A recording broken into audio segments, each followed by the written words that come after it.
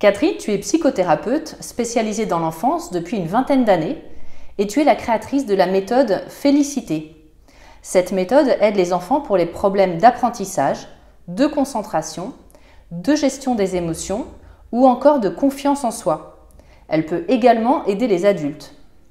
Aujourd'hui, près de 28 000 personnes ont été formées à cette méthode, principalement en Belgique et en France. Tu travailles également en collaboration avec le ministère du Grand-Duché du Luxembourg. Tu interviens dans les écoles pour apporter les bénéfices de ces techniques au plus grand nombre d'enfants possible et tu formes également des personnes qui souhaitent se spécialiser dans l'accompagnement des enfants. Alors, ma première question, tout d'abord pour comprendre comment tu as élaboré cette méthode qui donne des résultats assez incroyables, j'aimerais revenir sur ton enfance parce que tout vient de là. Parce que cette méthode, elle n'est pas sortie du chapeau, tu l'as construite par rapport à ton propre vécu et tu as un vécu assez incroyable. Tu as été pendant très longtemps mal dans ta peau, insécure, angoissée. Et avec des années de recherche, de thérapie, comme on l'a un peu plus ou moins tous fait, tu as découvert que ton mal venait déjà d'un problème à la base. Après ta naissance, en fait, dans les 72 heures qui ont suivi ta naissance, tu as été séparée de ta mère et tu t'es rendu compte que cette séparation sur le bébé a eu un impact en fait phénoménal pendant longtemps, dans toute son enfance. Est-ce que tu peux nous raconter voilà, ce que tu as découvert et du coup comment ça a impacté ta vie, cette séparation?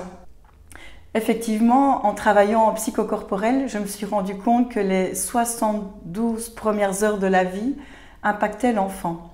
Ça veut dire finalement que quand l'enfant a la possibilité d'être pendant 72 heures en contact avec sa mère, ça va lui donner ce qu'on appelle une sécurité corporelle. Une sécurité où il va se sentir exister, il va se sentir quelque part reconnu. Enfin, voilà, je peux expliquer et élargir un peu après, si tu veux. Donc c'est vrai que pour revenir à mon histoire, donc j'ai été séparée de ma maman directement après la naissance. Mon papa était malade et puis à l'époque, on était dans les années 70. C'est vrai qu'à ce moment-là, on n'était pas assez conscient de tout l'impact que le lien entre la mère et l'enfant était à ce point important. Aujourd'hui, on sait que c'est très important que la maman ait même un contact peau sur peau avec son bébé pour vraiment créer de l'apaisement. On sait que le toucher, c'est un rôle fondamental dans la sécurité du bébé. C'est vraiment ce toucher qui va faire que l'enfant se sent en sécurité. C'est ça aussi qui va l'aider à se calmer et aussi à s'auto-réguler. Donc j'ai été séparée. Je passe les détails, hein, voilà. Donc et puis j'ai grandi vraiment, je pense, petit à petit avec un mal de vivre qui s'est amplifié au fur et à mesure des années. Et c'est vraiment avec le recul, après que j'ai pu faire les liens, quand ça a commencé. Et je pense que ça a vraiment commencé suite à des séparations. Donc au départ, ça a été la perte de des petits chats, des petits chiens, parce que malheureusement j'habitais près d'une grande route à l'époque et donc on a eu plusieurs animaux et on a eu plusieurs animaux qui se sont fait entre guillemets écraser. Et donc je pense que ce mal-être s'est réveillé à ce moment-là. Puis la perte de certains êtres chers et je pense notamment à mon grand-père. Adolescente, vers l'âge de 18 ans, j'ai commencé à m'habiller en noir. Mais ma garde-robe était toute noire en fait, voilà. Et j'étais vraiment pas bien avec moi-même. J'en profite aussi parce que c'est vrai qu'aujourd'hui on a une grande tendance chez certains jeunes qui se posent des questions, notamment par rapport à leur genre. Et c'est vrai qu'il faut savoir que c'est pas parce qu'on est mal dans son corps qu'on a forcément un problème de genre. Voilà, j'ai envie de le poser là, parce que c'est vraiment un phénomène aujourd'hui d'actualité. Et donc, j'en profite pour dire aussi que ça peut venir de bien d'autres choses, en fait. Et donc, pour ma part, effectivement, la base vient de ce manque de contact que j'ai eu avec ma maman, puisque pendant 2 mois, ma maman venait me voir derrière une vitre, en fait. Parce qu'à l'époque, on n'avait pas du tout conscience de l'importance du toucher. Aujourd'hui, les bébés ils sont dans des petites couveuses et puis on a des petits trous et les parents peuvent aller mettre leurs mains pour toucher le bébé, ce qui n'était pas du tout le cas à cette époque-là. Donc j'ai grandi avec un mal de vivre qui s'est vraiment amplifié de plus en plus. Donc je me suis beaucoup questionnée, j'étais beaucoup en recherche, je me suis beaucoup cherchée. J'ai aussi vécu un peu à l'étranger. Et puis à un moment donné, j'ai vraiment eu envie de revenir et j'ai vraiment senti que j'avais besoin de retrouver mes racines. Et à l'âge de 29 ans, j'ai commencé à faire ce qu'on appelle du développement personnel. J'ai commencé avec la kinésiologie. Et c'est là en fait que j'ai découvert une partie de mon histoire. Comment ça s'est fait? Alors en kinésiologie, on peut vraiment aller rechercher des événements qui auraient pu stresser l'enfant ou la personne. Un peu comme en ostéopathie, on peut faire ça aussi, en microkiné. Parce que c'est ça qui t'a donné l'information oui, qu'il y a eu un problème après ta naissance. Exactement. En fait, en kinésiologie, on a remarqué directement que donc, le corps a indiqué qu'il y avait eu un stress à ma naissance. Donc, quand j'ai commencé à faire ces séances-là, je n'étais pas du tout au courant de mon histoire. Et donc, j'ai posé la question à ma maman pour lui demander, tiens, est-ce qu'il s'est passé quelque chose à ma naissance? Je voulais vérifier parce que je ne connaissais pas trop ce genre de technique. J'étais même un peu sceptique au départ. Et effectivement, elle m'a expliqué mon histoire. Elle m'a expliqué que j'avais été séparée. Alors, entre nous, c'est vrai que ça n'a pas tout résolu, le fait d'avoir cette réponse-là, mais ça a été un point de départ, en fait, qui m'a permis par la suite de travailler ces fameuses couches. Donc, en psychothérapie, on parle souvent d'oignon, un oignon avec plusieurs couches. Donc, ça a été une première couche. Alors, bien sûr, ça n'a pas tout résolu. Le chemin a encore été long après ça, mais ça m'a permis en tout cas d'enlever une première couche et surtout d'avoir un premier lien avec le corps en fait. Parce que je pense que certaines personnes qui auraient eu une problématique d'attachement, ce qui est mon cas. L'attachement affectif, tu veux dire? L'attachement, oui. Donc je pense que certaines thérapies verbales ne fonctionne pas à 100%. Donc, par la suite, j'ai eu pas mal justement de patients qui sont venus avec des problématiques qu'ils avaient déjà résolues par des thérapies verbales. Et puis en y associant le corporel, justement, c'est là qu'on peut vraiment parfois avoir davantage de résultats. Et donc quand on peut associer différentes choses, ça peut être beaucoup plus impactant. Et ça permet d'aller plus en profondeur pour libérer davantage la personne. Alors c'est justement ça, moi, que je trouve qui est très intéressant, c'est que pendant très longtemps, on a complètement occulté le corps dans les thérapies. Et en fait, de plus en plus, on intègre le corps et on se rend compte que c'est même pratiquement la base parce que tout est inscrit dans le corps.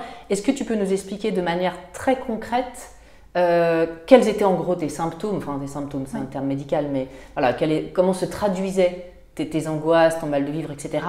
Et qu'est-ce qui, petit à petit, a commencé à se transformer et grâce à quoi? Alors, en fait, les symptômes, j'ai envie de dire que tout n'est pas lié à ma naissance. Il y a d'autres aspects de ma vie familiale qui ont fait aussi que ça y a contribué probablement. Comme quoi, par exemple? J'avais une maman quand même assez violente, on va dire ce qui est, d'un point de vue parfois physique et verbal, et un père assez absent, un papa alcoolique aussi, donc pas beaucoup de soutien. Je pense que mes parents ont fait du mieux qu'ils pouvaient, mais ils n'ont pas pu répondre aux besoins comme j'en avais besoin en fait. Donc j'ai dû faire aussi tout un chemin d'acceptation. Voilà, pour pouvoir transformer tout ça. Comment ça se manifestait de tes angoisses, etc. Oui, voilà, effectivement. Donc, ce qui était vraiment là dans le corps, c'est vraiment un malaise au niveau du ventre, un mal de vivre. Alors, c'est difficile à expliquer, c'est vraiment une sensation désagréable. C'est la sensation d'être dans un corps trop petit, l'impression d'être étriqué, l'impression de ne pas vraiment pouvoir être moi-même en fait. Et tout ce travail corporel m'a vraiment permis d'ouvrir le corps et de créer une sorte de libération. C'est ce qui s'est vraiment passé pour moi.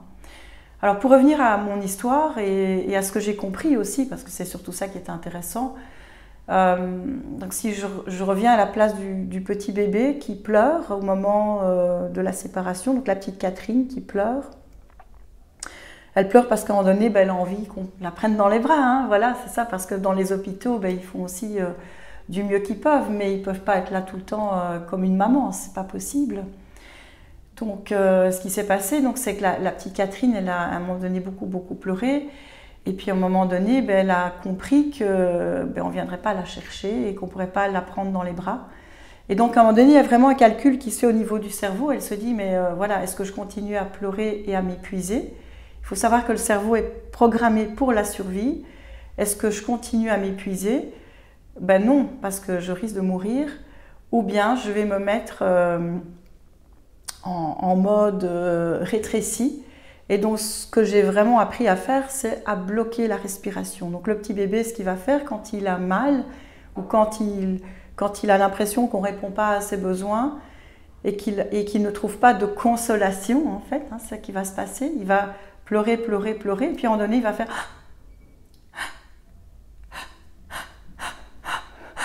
On voit ça chez les petits-enfants parfois, ouais, on les voit. Ouais. Et ce qui va se passer, c'est qu'il y a vraiment quelque chose qui va se bloquer ici au niveau du diaphragme. Et c'est là que l'enfant ou le bébé va se mettre en mode survie, en fait. Donc c'est ce qui s'est passé pour moi. Et je pense que c'est à ce moment-là que certains enfants montent dans leur tête, en fait. L'enfant va monter dans sa tête et c'est là qu'il va apprendre à se déconnecter de son corps. Donc je pense que jusqu'à l'âge de 35 ans, j'étais pas dans mon corps, en fait. Et donc j'ai eu la chance par la suite de travailler avec des Québécois qui m'ont vraiment appris à réintégrer mon corps physique. Et donc j'ai eu la chance d'être formée par André Duchesne et Ginette Lépine, qui sont deux psychologues québécois qui sont formés donc à la psychologie corporelle intégrative de Jack Rosenberg, qui est une thérapie qui vient des États-Unis aussi, et qui comprend elle-même plusieurs thérapies. Donc dedans, on a de la gestalt thérapie, on a de la psychologie humaniste, on a de la bioénergie, on a de la sophrologie, on a vraiment un ensemble de différentes techniques. Et donc pour moi, ça a été vraiment une révélation. Alors, pas vraiment en soi. Alors bien sûr, la technique y est pour beaucoup, mais je pense que ce qui y est pour beaucoup, c'est que je pense que pour la première fois de ma vie, j'avais en face de moi 2 thérapeutes qui sont ancrés dans leur corps. Comment on voit quelqu'un? Parce qu'ancré dans le corps, on en entend beaucoup parler. Ouais. C'est quoi être ancré dans le corps? Parce qu'on est tous dans des corps. Ça, mais qui est plus ou moins ancré? J'ai envie de dire, finalement sur Terre, il y a très peu de gens qui sont ancrés. Comment on le sent? Comment on le sait? Et je dirais même que dans le spirituel, on a très peu de gens qui sont ancrés aussi. Et donc l'objectif, c'est vraiment, je pense qu'avant, notamment d'aller dans le spirituel, il faut d'abord être dans son corps. Parce que ça ne sert à rien d'être là-haut, d'être au perché si je ne suis pas là, ici, dans mon corps, quoi. Comment on reconnaît quelqu'un qui est enraciné? C'est quelqu'un qui est présent, c'est quelqu'un aussi qui est, je pense, connecté à son cœur, quelqu'un aussi qui peut faire la part entre ce qui est à l'autre et ce qui est à soi. C'est aussi quelqu'un qui respire. Et donc ça, c'est vraiment ce que j'ai appris sur mon chemin. Donc à l'âge de 35 ans, j'ai appris à respirer. Et ça a vraiment été une révélation. Pourquoi? Parce que pendant 35 ans, j'étais en mode survie. Mon corps, il avait appris à très peu respirer. Donc normalement, quand on vient au monde, le bébé, il inspire et il va gonfler son ventre.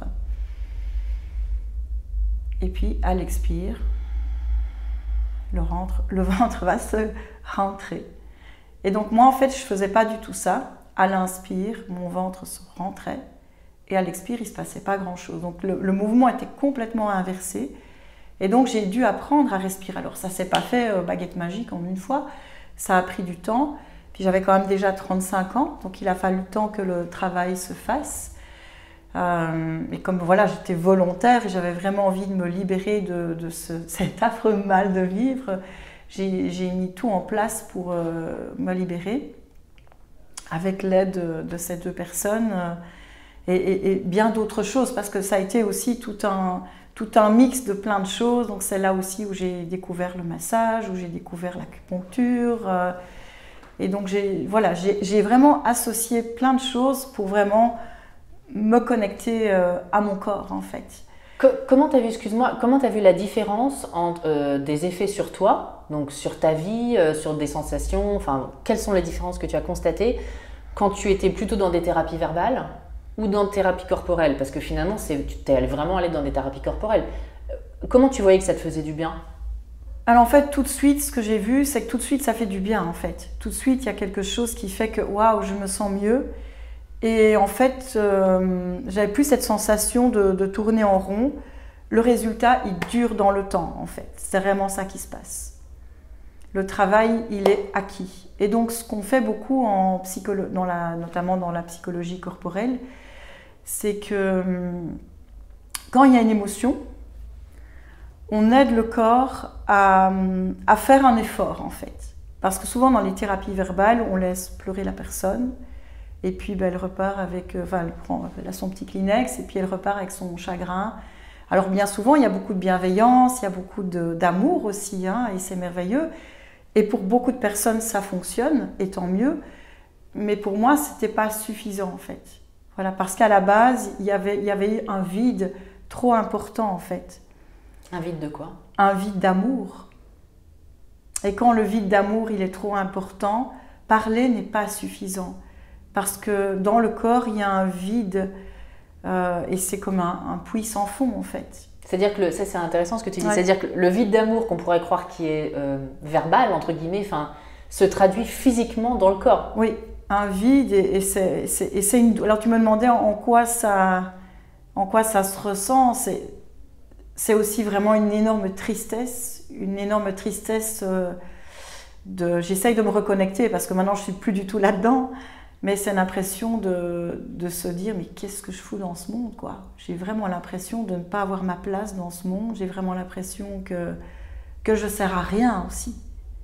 Avec cette envie d'apporter beaucoup de choses, d'apporter cette envie d'aider les gens et en même temps on se dit mais qu'est-ce que je fous là quoi. J'ai l'impression que je ne suis pas à ma place quoi. Parce qu'il manque un morceau du puzzle. Et donc le travail que j'ai fait, ça a été aussi de me nourrir, de m'auto-nourrir en fait, d'apprendre finalement à devenir ma propre source d'amour et à devenir un bon parent pour moi en fait. Comment on fait ça justement quand on n'a pas appris, quand on n'a pas eu le bon modèle? Ben voilà, c'est des années de travail, hein, c'est pas baguette magique. Maintenant la bonne nouvelle, c'est qu'au plus on peut l'apprendre tôt, et c'est ce que je fais avec les enfants. C'est pour ça que mon objectif aujourd'hui, c'est de former énormément de professionnels, des enseignants, mais aussi des thérapeutes pour apprendre ça. Et à partir du moment où on peut l'intégrer à l'intérieur de soi, on peut après le donner et le transmettre en fait. Parce qu'on ne peut pas donner ce qu'on n'a pas. Exactement, quoi. Il y a beaucoup de choses que j'ai envie de dire, mais en même temps, il y a plein de questions.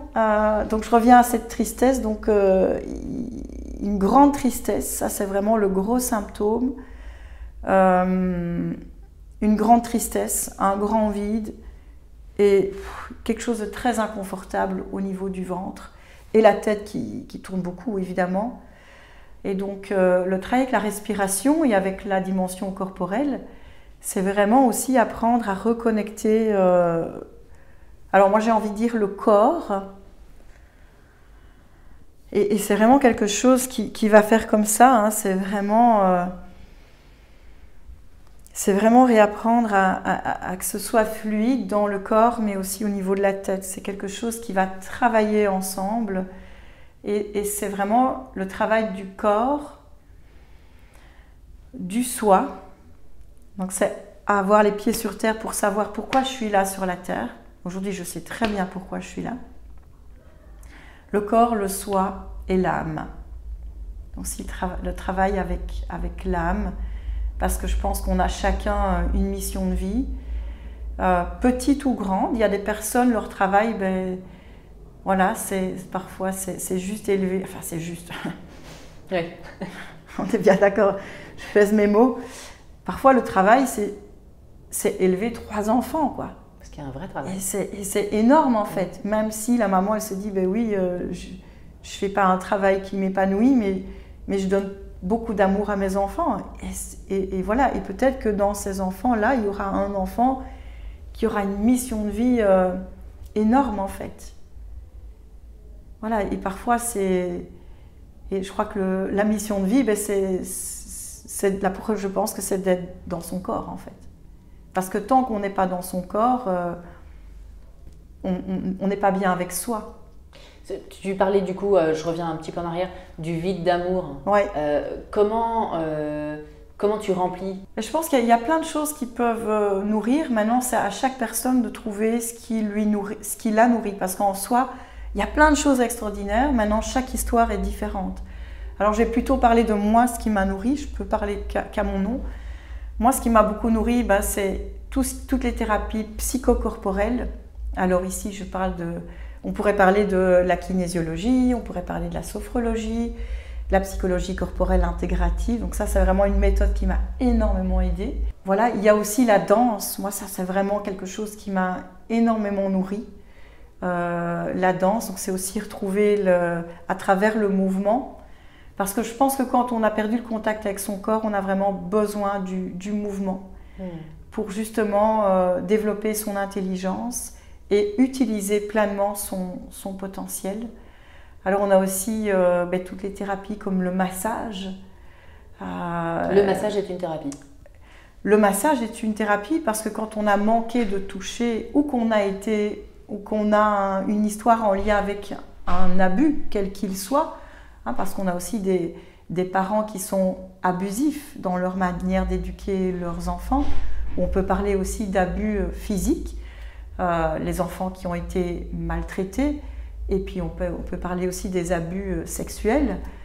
Je pense que là, tout ce qui est thérapie corporelle va énormément aider la personne à retrouver de la douceur envers son corps. Parce que dans mon histoire, c'est vrai que j'ai eu une période un peu, un peu noire où je ne me respectais pas en fait.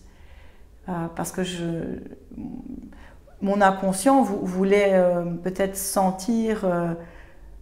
voulait être en contact avec mon corps, donc j'ai été dans l'intensité, mais dans la mauvaise intensité. Donc le travail que j'ai dû faire, c'est réapprendre à être douce envers moi-même et à me respecter. Ça aussi, je trouve que c'est très intéressant. Il y a effectivement beaucoup de gens qui sont coupés de leur corps. Oui. Et qui vont ponctuellement dans des choses extrêmes et on se demande pourquoi. Et c'est que l'inconscient a besoin de reconnecter le corps, mais il ne le fait pas forcément de la bonne manière. Oui, c'est un peu comme certaines personnes qui vont, alors souvent des hommes, mais on a aussi des femmes, qui vont rouler très très vite sur la route. Moi j'habite à la campagne en Belgique et on a des autoroutes, on a parfois même sur les nationales des personnes qui roulent très très très vite. Et parce qu'elles ont besoin de sentir cette adrénaline en fait. Elles ont besoin de sentir une énergie qui va leur permettre de se sentir vivantes en fait. On a aussi ça dans les sports extrêmes ou dans les personnes... Parfois les gens prennent des risques de mort, c'est presque exactement. Fou en fait. Les personnes aussi qui font du sport à l'extrême. C'est aussi une manière de sentir cette vie, parce que nous sommes tous programmés pour la survie et on a besoin de sentir la vie en fait. Et si on ne sent pas la vie, on s'éteint. Et alors justement ces personnes qui sont dans l'extrême, tu leur dis quoi pour réapproprier leur corps de manière plus saine? Alors on a plein de techniques, alors on peut continuer, on a aussi la méditation qui est une technique, mais quand on a vécu des choses compliquées, c'est parfois difficile d'aller tout de suite dans la méditation. Et donc parfois le travail, c'est de revenir en contact avec le corps. Et donc pour moi, le massage a été, je reviens à la question, le massage a été vraiment un moyen aussi de ne pas avoir peur aussi du contact de l'autre. Parce que j'ai eu une période aussi où j'avais même peur d'être touchée. Enfin voilà, il y avait aussi ça. J'étais entre le besoin d'être touchée, mais en même temps peur. Donc il y avait ces deux extrêmes. Et en psychologie corporelle intégrative, on parle des deux blessures fondamentales. On a la blessure d'abandon, hein, mais on a aussi la blessure d'envahissement. Et donc dans mon histoire, j'ai les deux blessures. La blessure d'abandon, j'ai été séparée pendant 2 mois. Et puis avec aussi un père absent, hein, voilà. Et puis la blessure d'envahissement, voilà. Et donc, alors parfois ça peut donner aussi, j'ai envie d'être proche, oui, mais pas trop près. Et donc il faut jongler avec ça et apprendre finalement à revenir dans le juste milieu, quoi. Et puis il y a des personnes aussi Voilà.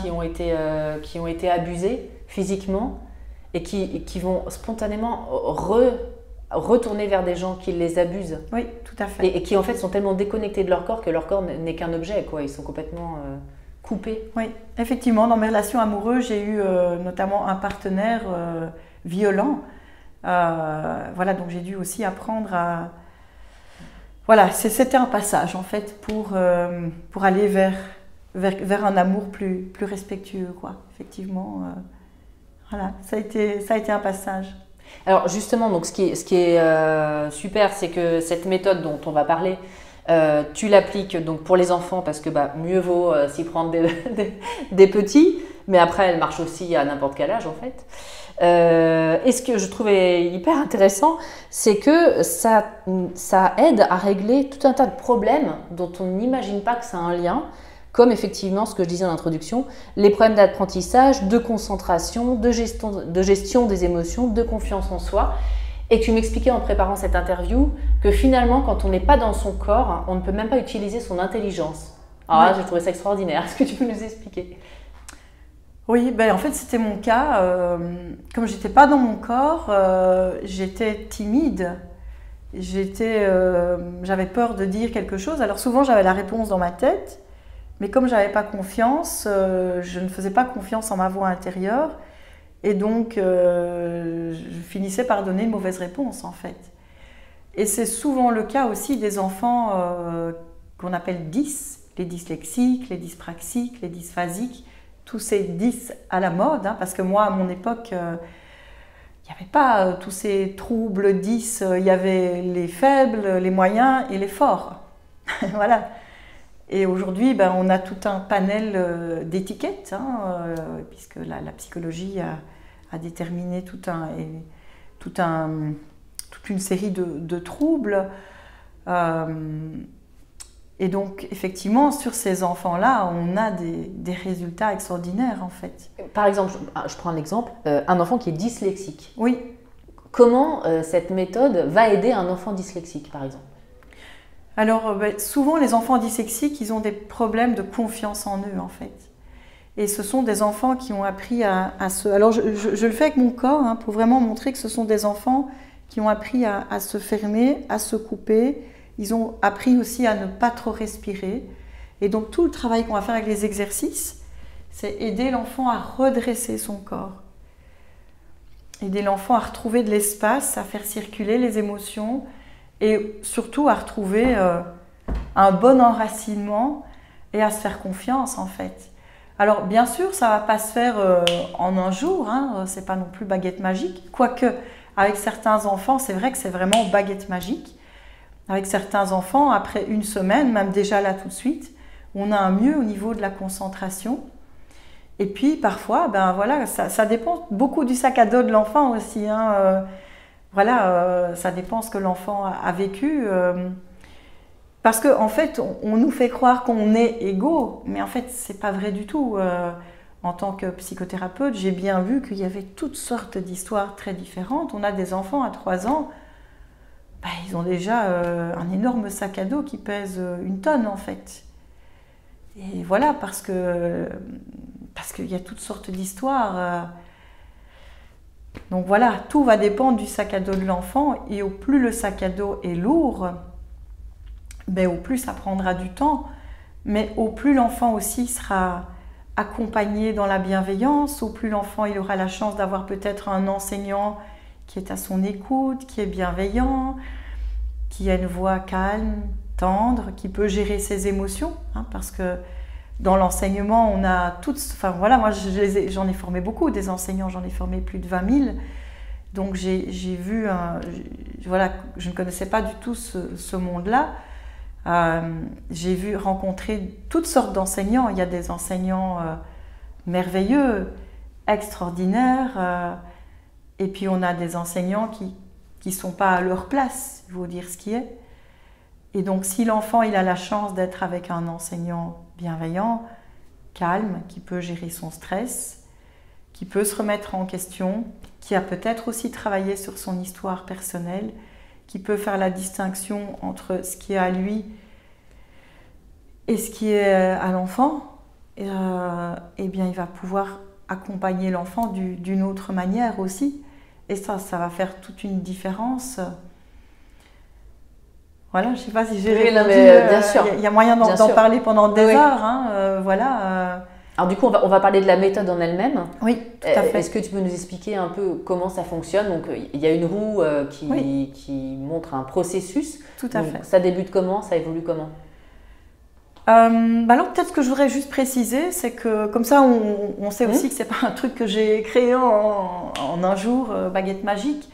Donc après avoir vécu cette transformation intérieure, c'est vrai que j'ai eu beaucoup de changements dans ma vie, que ce soit au niveau personnel, au niveau de ma façon aussi d'utiliser mon intelligence, parce que j'ai commencé à faire des liens avec plein de choses. Et puis j'ai continué à me former dans ce domaine-là, dans le domaine de l'enfance, mais aussi dans le domaine des neurosciences. Et donc, voilà, j'ai commencé à utiliser les outils qui m'avaient fait du bien avec les enfants. Et puis, j'ai commencé à avoir des résultats assez spectaculaires, parfois après 1, 2, 3 séances. Voilà, et puis j'ai eu des enseignants qui sont venus aussi pour leurs enfants et qui m'ont proposé d'aller dans leurs écoles. C'est vraiment comme ça que ça a commencé. Et donc voilà, à un moment donné, il y a eu ce petit message qui est revenu plusieurs fois, il faut aller dans les écoles, ok. Voilà. J'avais jamais mis les pieds dans une école, donc j'ai choisi de prendre mon petit baluchon et d'aller dans les écoles. Alors au début, ça a été un peu compliqué en fait, hein. Il ne faut pas croire que ça a été facile, puisque c'est un monde que je ne connaissais pas du tout. C'est un monde quand même bien fermé, bien à lui. C'est aussi un vocabulaire bien à lui que je ne connaissais pas. Donc j'ai dû apprendre aussi à faire mes preuves. Hein, voilà. Donc au début, quand je suis arrivée dans les classes, je me suis rendu compte que ce n'était pas si simple de gérer une classe. Ça demande de l'expérience. Ce n'est pas en sortant des années d'études qu'on peut gérer une classe, non. C'est un travail comme beaucoup de métiers, comme le tien aussi, hein, voilà. C'est à force de pratique qu'on arrive à trouver les bons mots, voilà, et à gérer sa classe, en fait. Et c'est là que j'ai vraiment vu qu'il y avait des nuances entre les enseignants.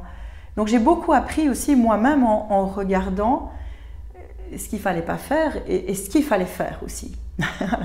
Donc pendant 2 ans, parce que ça a duré 2 ans ce travail, ça n'a pas l'air comme ça, mais ça a été un travail de 2 années où j'ai appris beaucoup à observer et je me suis plantée aussi, bien sûr. Parce que ce qui fonctionne en individuel ne fonctionne pas forcément en groupe. Et donc, j'ai aussi compris que ce n'est pas forcément en calmant direct les enfants que ça allait marcher. J'ai vu aussi dans des classes qu'on avait des enfants angoissés, et des enfants excités, des enfants énervés. Et ce n'est pas en demandant à l'enfant de se calmer 3 minutes qu'il est calme. Parce qu'on a des enfants, mais ils arrivent le matin, ils sont chargés. Chargés de quoi? Chargés d'émotions. Alors ça peut être chargé de tristesse, ça peut être chargé de colère. Je vais prendre l'exemple d'une maman, voilà, qui s'est... voilà, je vais prendre un exemple très concret que j'ai souvent vu dans mes consultations. Voilà, une maman qui découvre que son mari la trompe. Alors c'est un sujet malheureusement qui arrive, hein, certaines femmes connaissent bien. Et voilà, et quand on découvre ça, ben, on n'est pas bien, forcément. On n'est pas bien, alors on peut essayer de faire semblant ou pas. Hein. On prend l'exemple ici d'une maman qui fait semblant, qu'elle ne sait pas, puis elle le découvre, et puis elle n'est pas bien. Voilà, forcément, ça, dans sa tête, ça va dans tous les sens. Et puis ben, son fils, par exemple, renverse son bol de cornflakes, et puis elle va s'énerver en fait. Et d'une manière démesurée. C'est vraiment ça, c'est démesuré, la colère est... En fait, toute la colère ressort à cette occasion. Voilà. Et donc, ce qui va se passer dans le corps de l'enfant, c'est qu'il va se dire, mais qu'est-ce que j'ai fait, quoi? Qu'est-ce qui se passe, quoi? C'est qu'un bol de cornflakes, quoi. C'est rien, quoi. Et ça prend une démesure, et l'enfant, ben, il est là avec son... Il comprend pas, quoi. Donc il part, alors évidemment il va pleurer, et puis parfois la mère elle peut le taper, elle peut lui demander de se calmer, de s'énerver, parce qu'en fait les parents ils n'aiment pas en fait quand les enfants pleurent, parce qu'en fait ça réveille aussi ça réveille la propre blessure du parent. Ça réveille aussi comment soit enfant on a été accueilli dans son émotion. Donc si on a eu un parent qui n'a pas pu gérer l'angoisse, ben ça réveille ça aussi. Et donc du coup, si le parent n'a pas lui-même travaillé sur sa propre blessure, ça réveille un stress inconfortable, on va dire ça, inconfortable. Et donc du coup, certains parents peuvent trouver toutes sortes de moyens, parfois même inadéquats, pour que ça s'arrête en fait. Et donc l'enfant, il n'est pas bien en fait. Donc si on parle de mathématiques, il n'est pas disponible. Pas disponible non plus. Ou si on parle de conjugaison, il faut conjuguer. C'est pas possible en fait. C'est juste pas possible parce que l'enfant, il est préoccupé par autre chose en fait. La tête n'est plus dans le corps, elle est aspirée par autre chose. L'enfant, il est aspiré par ce qui s'est passé ce matin et il est mal en fait. Alors certains vont être désemparés, angoissés et ça ne se voit pas. Parce qu'à l'époque, on était en 2008 quand j'ai commencé à aller dans les écoles. La méthode, elle a été créée en 2010. Quand je demandais aux enfants comment ils se sentaient dans leur corps, à l'époque, on avait 8 enfants sur 20 qui se sentaient mal. C'est beaucoup. C'est beaucoup déjà. Alors aujourd'hui, quand je repose la même question, on est en 2022, eh bien aujourd'hui, on en a 14. C'est dramatique. 14 sur 20 qui se sentent mal dans leur corps. Mais comment tu Donc fais c'est ça? beaucoup plus que la moitié d'une classe. Voilà, alors il y a aussi tout ce qu'on traverse. Hein. Donc ce qu'il faut être conscient, c'est qu'on a beaucoup d'enfants qui ne sont pas prêts dans leur corps à recevoir un apprentissage. Et donc la méthode, elle est intéressante en elle parce qu'elle va inviter l'enfant à se préparer à recevoir un apprentissage. Alors comment ça marche justement?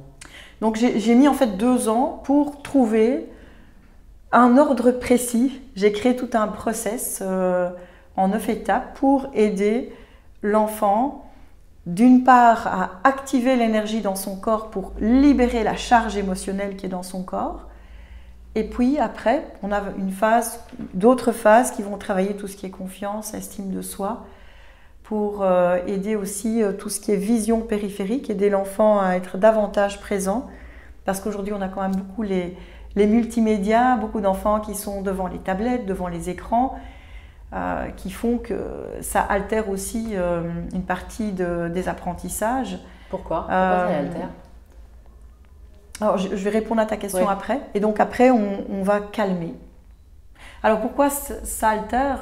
Parce qu'en fait, aujourd'hui, on sait que les écrans avant 3 ans, c'est très dangereux pour les enfants. C'est très très très dangereux. Parce qu'en fait, si l'enfant... Alors évidemment, quand je dis dangereux, il y a une nuance à apporter entre l'enfant qui regarde 10 minutes et l'enfant qui regarde 3 heures. Voilà, mais ce qu'il faut bien se rendre compte, c'est que déjà 1 heure, c'est trop. Voilà. Et donc je pense que le rôle de l'école ou de certains centres, alors chez nous en Belgique on dit l'ONE, l'Office national de l'enfance, en France, je ne sais pas comment vous dites, on a aussi des organismes qui s'occupent de la santé de l'enfant. Vous avez ça en France aussi. Ce qui est important, c'est de communiquer sur le danger des écrans, parce qu'on a beaucoup de parents qui pensent parfois bien faire en fait. Parfois on se dit allez, on va lui faire regarder un petit dessin animé, comme ça ça va l'occuper, comme ça il va pouvoir peut-être améliorer son français, son langage, alors que c'est tout le contraire en fait. Alors pourquoi ça altère? Parce qu'en fait ce qui va se passer, c'est que l'enfant qui va être trop devant l'écran, ses yeux vont fixer l'écran et ses yeux ne vont pas bouger, ses yeux vont fixer l'écran. Et donc, il va réduire ce qu'on appelle la vision périphérique. Pour que le cerveau puisse activer ses réseaux neuronaux, c'est important que les yeux bougent. Hein, tu te souviens, tout à l'heure, on avait fait des exercices ensemble, voilà, pour se mettre en forme. Et moi, ça m'aide énormément à me centrer. J'utilise les exercices de la méthode Félicité pour être mieux dans mon corps. J'utilise au quotidien.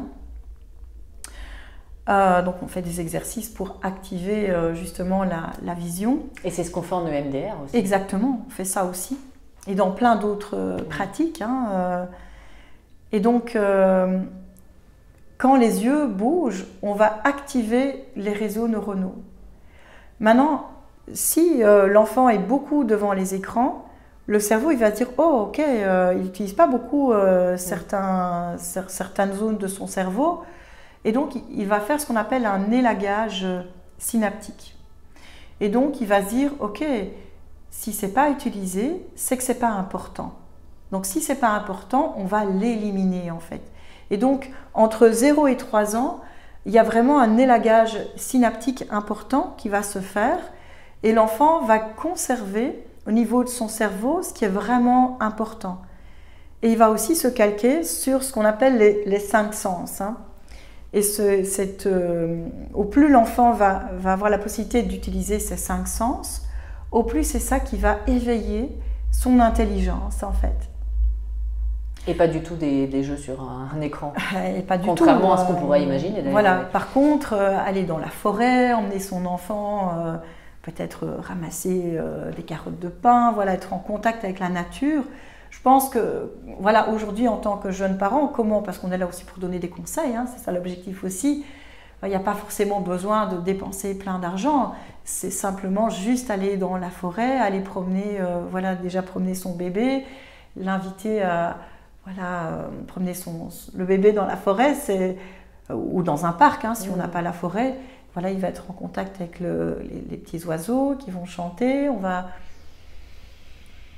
respirer l'air de la forêt, on va pouvoir aussi parler à son enfant, chanter, voilà, et toute cette bienveillance, tout cet amour autour des 5 sens hein, va faire aussi que l'enfant va mieux développer son intelligence. Et ça, on le voit vraiment à l'école, c'est que dans les écoles, on a de moins en moins d'enfants qui sont matures, et on a de plus en plus d'enfants qui utilisent leur intelligence d'une manière incroyable et qui sont très éveillés. Et donc du coup, aujourd'hui, pour les enseignants, c'est compliqué parce qu'on a vraiment un fossé entre les deux, ce qui n'était pas le cas à mon époque en fait. Avant, on avait les moyens, les faibles, les moyens et les forts. Mais aujourd'hui, on a beaucoup plus, alors j'aime pas ce mot faible, et de fort, mais on a vraiment un fossé entre les deux. Et c'est dû à ces écrans, globalement, alors, beaucoup aux écrans. Et donc, c'est important d'inviter les enfants à revenir dans leur corps. Alors, quelle que soit la technique, en fait, hein, ça peut être la méditation, ça peut être la sophrologie, ça peut être le yoga. Évidemment, la méthode Félicité, qui est une méthode qui a vraiment été créée pour les écoles aussi. Mais ce qui est important, c'est d'inviter l'enfant à revenir dans son corps. Et je crois que à l'heure actuelle, on n'aura jamais aussi besoin d'être reconnecté à son corps, autant les enfants que les adultes. Parce qu'aujourd'hui, nous-mêmes adultes, on est de plus en plus connecté aux écrans, aux réseaux sociaux, aux emails, enfin tu vois ce que je veux dire. Et c'est de plus en plus, enfin c'est de pire en pire. De pire en pire, et peut-être tu peux le ressentir aussi, moi je le ressens aussi quand je suis trop devant mon écran, au bout d'un moment, je sens le stress qui monte, je sens que ça ne me convient plus, et là du coup je sens, ok, maintenant il est temps d'aller déconnecter, il est temps, moi j'essaye vraiment une fois par semaine d'aller vraiment dans la forêt, j'ai besoin vraiment de me reconnecter à la nature, et je pense que voilà, la nature c'est la plus grande force de vie pour nous reconnecter à notre corps, quoi. Donc on a aussi toutes les personnes qui font des marches, qui vont aussi faire Compostelle, on a beaucoup, c'est très à la mode aussi, hein, les personnes, alors c'est pas une question de mode, c'est parce qu'il y a vraiment aussi tout un chemin initiatique aussi, hein, mais voilà, se reconnecter à son corps avec la nature, mais aussi avec des exercices physiques, ça peut être le jogging, ça peut être la marche, voilà, quelle que soit la méthode ou la technique utilisée, je pense que chaque personne, en fonction de son histoire, en fonction de où elle en est aujourd'hui, elle va aller chercher ce qu'elle a besoin, hein, en fait. Et toi, alors je ne reviens pas au début de l'interview, mais c'est plus dans une conclusion à développer, mais comment justement tu as vu que tous ces ressassements que tu pouvais avoir dans la tête, cette tristesse, etc., plus tu travaillais avec ton corps, plus ça diminuait? Ah oui, oui, complètement. Ouais, d'accord. Oui, oui. D'ailleurs, aujourd'hui, si je ne fais plus de travail corporel, je sens que je ne reviens plus comme avant, mais bien sûr, je suis bien là dans mon corps, mais je sens quelque chose qui s'éteint en fait, si je ne stimule pas mon corps, effectivement. J'ai vraiment besoin de stimuler mon corps d'une manière saine, voilà, en allant dans la nature, en pratiquant la méthode que j'ai créée, en faisant de la méditation, en allant me faire masser. Voilà. Déjà, ce que je voudrais quand même dire, c'est que dans la méthode Félicité, on a plusieurs techniques qui sont regroupées. Et qu'est-ce qui fait que c'est une méthode qui fonctionne? C'est parce qu'en fait, dans cette méthode, j'ai aussi transcendé mon histoire, en fait. Donc c'est une approche qui va énormément aider les personnes ou les enfants qui ont un vide d'amour. Voilà. Ou qui ont eu un vide d'amour, parce qu'à un moment donné, l'objectif c'est de devenir son propre père et sa propre mère et de devenir une bonne mère, un bon père pour soi-même, d'être bienveillant envers soi. Ça c'est vraiment le travail que j'ai fait avec moi-même et que je continue à faire tous les jours, hein, parce que c'est un travail de tous les jours d'apprendre à s'aimer, d'apprendre à être bienveillant envers soi, apprendre à pouvoir dire non aussi, hein, apprendre à pouvoir dire stop, apprendre à se respecter, c'est ça aussi. Et dans cette approche, il y a plusieurs techniques en fait. Il y a de la psychologie corporelle intégrative, on a de la kinésiologie, on a de la sophrologie, on a de la gestion mentale, on a du douyin, on a du yoga des doigts, du yoga des yeux, on a aussi de la pleine conscience, qu'on appelle aussi du mindfulness. C'est vraiment un mix de différentes techniques que j'ai réunies dans une et une seule approche. Alors je l'ai appelée méthode Félicité parce qu'en fait, au départ, j'ai créé une association pour aider les enfants. Et c'est vraiment venu comme le nom d'un bébé. Voilà, c'est venu comme ça, Félicité. C'est joyeux en plus. Voilà, c'est joyeux. Et puis l'objectif, c'est de développer cette sérénité à l'intérieur de soi. Et la félicité, c'est aussi la chance, voilà. Donc pour résumer, aujourd'hui tu formes essentiellement des professionnels qui veulent se spécialiser. Donc explique-nous exactement. Voilà, donc aujourd'hui, j'ai vraiment à cœur de former une team de personnes qui veulent se spécialiser dans l'accompagnement des enfants. Donc soit des mamans qui ont déjà fait tout un chemin personnel avec elles-mêmes et qui ont déjà compris pas mal de choses. Maintenant, ça peut être aussi des enseignants ou des thérapeutes, des sophrologues, des psychologues, des médecins qui auraient aussi envie de se spécialiser dans l'accompagnement des enfants. Donc dans ces formations, il y a vraiment une partie pratique et une partie théorique. Donc dans la partie théorique, on fait les liens avec pas mal de choses, avec toutes ces techniques, mais aussi avec toute la théorie en lien avec l'enfant. Et puis il y a cette partie concrète et pratique, on va vraiment utiliser les exercices de la méthode Félicité. Et donc c'est une formation où je transmets tous mes protocoles, tous mes process, où je vais vraiment apprendre à décoder pour comprendre ce qui se cache derrière l'histoire de l'enfant. Pourquoi l'enfant il a tel malaise. Donc pour travailler des problèmes de colère en une séance, des problèmes de bégaiement, des problèmes d'apprentissage, de concentration, toutes sortes de choses finalement que la médecine ne sait pas résoudre parce que derrière, il y a de l'émotionnel en fait.